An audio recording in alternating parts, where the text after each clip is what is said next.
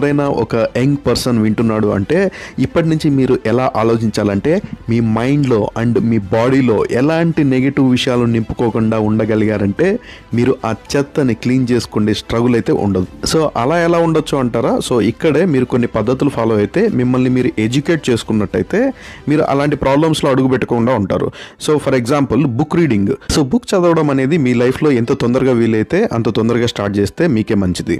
ఎందుకంటే ఒక బుక్ చదవడం అంటే ఆ రచయిత తన లైఫ్లో ఎదురైన ఎక్స్పీరియన్సెస్ అన్నిటినీ ఒక పుస్తకం రూపంలో మన ముందుకి తెస్తుంటారు. ఇప్పుడు నువ్వు అబ్దుల్ కలాంని కలిసి మాట్లాడడం అనేది జరగదు, కానీ ఆయన రాసిన బుక్ చదివామంటే నువ్వు డైరెక్ట్గా అబ్దుల్ కలాంతో మాట్లాడడమే అని నేను గట్టిగా నమ్ముతా.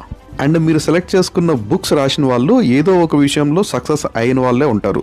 సో ఇలా చదవడం వల్ల వాళ్ళ లైఫ్ లెసన్స్ నీకు నువ్వు సక్సెస్ అవ్వడానికి డెఫినెట్గా హెల్ప్ అవుతాయి. అండ్ మీరు జాగ్రత్త పడాల్సిన ఇంకొక విషయం ఏంటంటే మీరు ఎక్కువ టైం ఎవరితో స్పెండ్ చేస్తున్నారు అని, అండ్ మీ చుట్టూ ఉన్న వాళ్ళు ఎలాంటి వారు అని.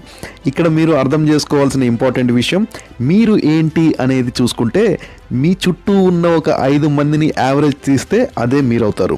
Means you are average of 5 people who you are spending time with. ఎందుకంటే మనకు తెలియకుండానే మనం మన చుట్టూ ఉన్న వాళ్ళ నుండి ఇన్ఫ్లుయెన్స్ అవుతుంటాం. దీనివల్ల మన లైఫ్లో కొన్ని మార్పులు అయితే జరుగుతుంటాయి. సో ఇక్కడ నీ లైఫ్లో అంతా పాజిటివ్గా జరగాలంటే మీరు పాజిటివ్గా ఉన్న వ్యక్తులతోనే టైం స్పెండ్ చేయాలి. మీరు బాగా డబ్బులు సంపాదించాలంటే మంచి బిజినెస్ మ్యాన్తోనో లేక మంచి ప్యాషన్ ఉన్న వ్యక్తులతోనో టైం స్పెండ్ చేస్తే మీరు మీ లైఫ్లో సక్సెస్ అవ్వడానికి హెల్ప్ అవుతుంది.